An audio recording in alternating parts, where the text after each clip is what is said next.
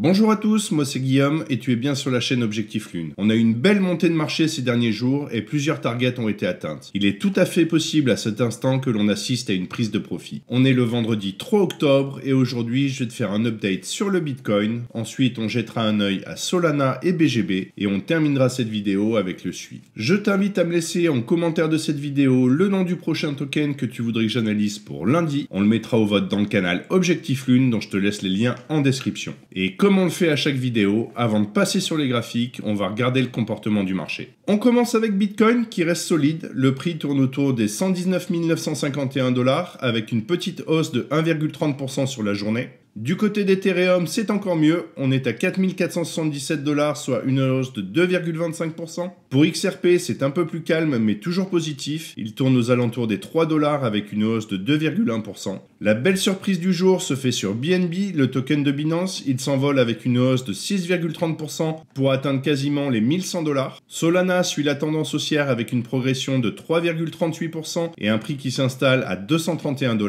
Et puis il y a notre Aster qui continue à faire le yo-yo. Aujourd'hui, c'est un joli plus 14% avec un retour sur les 1,92 $. Maintenant qu'on a vu le panorama global de marché, on va se concentrer un peu plus sur le Bitcoin parce que comme toujours, c'est lui qui donne le tempo au reste des cryptos.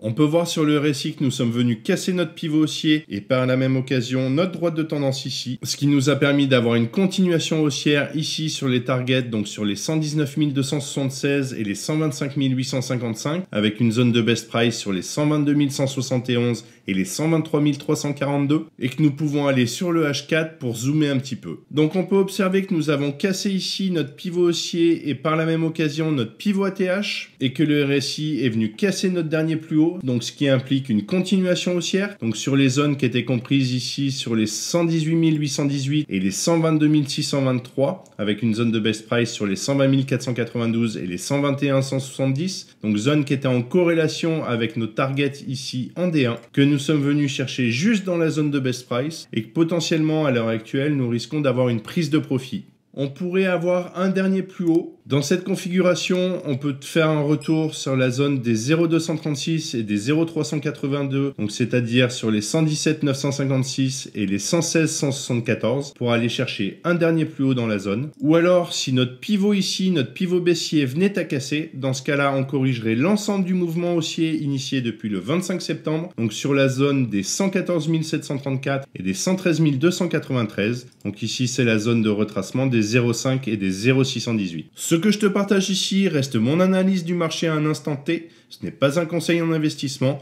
et comme toujours, je t'invite à faire tes propres recherches et à adapter ta stratégie à ton profil de risque. Maintenant que l'on a vu ce que pouvait faire le maestro, allons voir comment Solana peut se comporter. On peut voir que nous avons retracé l'ensemble du mouvement baissier initié depuis le 18 septembre. Donc on avait une zone sur les 0,5 et 0,618 qui était sur les 222,16 et les 229,55, qu'on est venu chercher légèrement au-dessus, quasiment sur la zone des 0,786, qui elle était sur les 240,09. Pour repartir pleinement à la hausse, il faudrait ici que notre RSI repasse au-dessus de notre pivot haussier, et dans ce cas-là, on pourrait continuer sur des targets plus hautes. Mais allons voir ce que nous raconte le H4. Avec les cassures du dernier plus haut RSI ici, nous étions donc sur une continuation haussière pour aller chercher les targets ici sur les 228,59 et les 243,38, avec une zone de best price sur les 235,10 et les 237,74, zone qu'on est venu ici juste effleurer. Pour le moment, on pourrait retracer l'ensemble du mouvement haussier initié depuis le 30 septembre sur les 219 ici et les 216. On aura quand même un point d'attention sur notre pivot baissier, car si celui-ci venait casser, dans ce cas-là, on retracerait l'ensemble du mouvement haussier initié depuis le 26 septembre et on irait chercher donc les 212 et les 207. Un graphique n'est pas quelque chose de figé. Surtout sur des unités de temps H4, il est nécessaire de faire des mises à jour régulières en fonction des données. C'est d'ailleurs ce que nous proposons aux membres de la boussole, de l'analyse technique quotidienne et à la demande. Et maintenant, on se retrouve sur les annonces macroéconomiques parce qu'aujourd'hui, il y a fort à faire. On a plusieurs chiffres à fort impact aujourd'hui, mais avec le shutdown aux États-Unis, il n'est même pas certain que les chiffres de l'emploi sortent dans les temps. Si c'est le cas, le marché pourrait réagir davantage à l'incertitude qu'aux données elles-mêmes. Et ça peut créer encore encore plus de volatilité. Donc prudence avant de te positionner. Donc dans la logique, à 14h30, si les chiffres sont publiés, on aura le taux de chômage officiel attendu stable à 4,3%. Si ça monte, ça veut dire que l'économie ralentit et ça peut être positif pour le Bitcoin. Si ça reste bas, ça donne de la force au dollar et c'est plutôt négatif pour la crypto. Toujours à 14h30, on aura le chômage under 6 qui est plus large car il inclut les temps partiels subis. Il est attendu à 8,1% comme le mois dernier. S'il grimpe, ça montre un marché de l'emploi plus fragile, ce qui peut profiter aux cryptos. À la même heure tombent aussi les non-farm payrolls, c'est-à-dire les créations d'emplois. Le consensus est à 50 000 contre seulement 22 000 le mois dernier. Si le chiffre est plus faible que prévu, c'est un signal de ralentissement économique et donc un facteur haussier pour le Bitcoin. On aura aussi les emplois privés avec un chiffre attendu à 61 000 contre 38 000 le mois dernier. Là encore, plus c'est bas, plus ça rassure les investisseurs crypto. À 15h45 sortira le PMI des services S&P Global attendu à 53,9, légèrement en baisse. S'il sort plus bas, ça montre un ralentissement économique, ce qui pourrait pousser le marché crypto vers le haut. Et enfin, à 16h,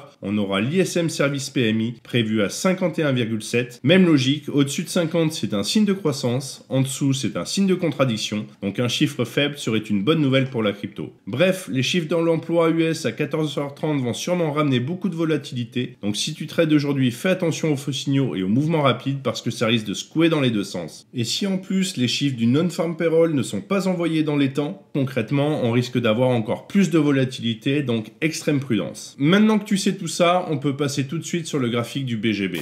Pour être tout à fait franc, j'aime pas trop la configuration du RSI. C'était pas très clair. Pour le moment, nous sommes dans un range compris ici entre les 5,395 et les 4,929. Notre RSI comprime et il va bien falloir à un moment ou à un autre qu'il choisisse une direction. Allons voir en H4 si nous arrivons à avoir une lecture un petit peu plus facile. On est un peu dans la même configuration que sur le D1. On peut voir que notre RSI comprime et là on voit bien ici notre range, donc qui est compris entre les 5,395 et les 4,929. Si on se fie qu'à la partie technique, on est censé retracer l'ensemble du mouvement haussier initié depuis le 6 août, donc sur les 0,5 et 0,618 de Fibonacci, c'est-à-dire les 4,653 et les 4,795. Zone que nous pouvons corréler avec la prolongation de Fibo et qui, elle, nous donne des targets sur les 4,645 et les 4,929 avec une zone de best price sur les 4,753 et les 4,804. Pour valider cette vue, il faudrait ici que notre RSI vienne casser notre pivot baissier et dans ce cas-là, on pourra se projeter sur ces targets-là. Par contre, s'il casse notre pivot haussier, cette vue serait alors annulée. On attendra donc un mouvement clair pour pouvoir se projeter convenablement. Si tu aimes ce type de contenu et que ce n'est pas encore fait, pense à liker, à t'abonner à la chaîne et à activer la cloche pour ne rien manquer de mes prochaines vidéos. Tu trouveras tous les liens utiles juste en dessous dans la description. Et passons sur le dernier token de cette vidéo, celui pour lequel vous avez voté dans le canal Objectif Lune,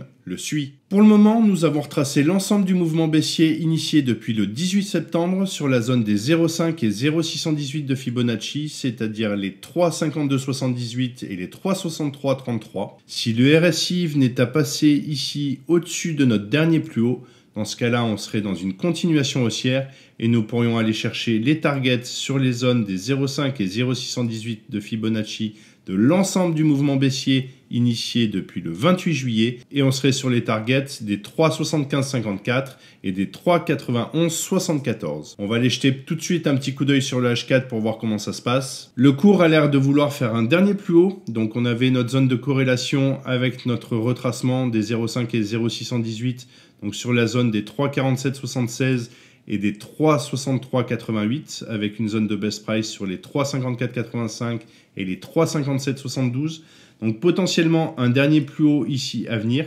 On fera attention si toutefois on a une divergence. Dans ce cas-là, on pourrait valider une fin de mouvement haussier et on pourrait retracer donc l'ensemble du mouvement haussier initié depuis le 25 septembre sur la zone des 0,5 et 0,618, c'est-à-dire les 3,3564 et les 3,2886. Si par contre, on venait à casser notre pivot haussier et que notre RSI venait ici casser notre pivot, dans ce cas-là, nous serions dans une continuation haussière. Donc pas de précipitation, attendons de voir ce qui va se passer. Voilà, je pense qu'on a fait le tour pour aujourd'hui. En résumé, on est sur une zone charnière avec potentiellement une prise de bénéfice à venir. On restera vigilant cet après-midi car nous avons des chiffres importants qui pourraient faire bouger le marché s'ils sont publiés.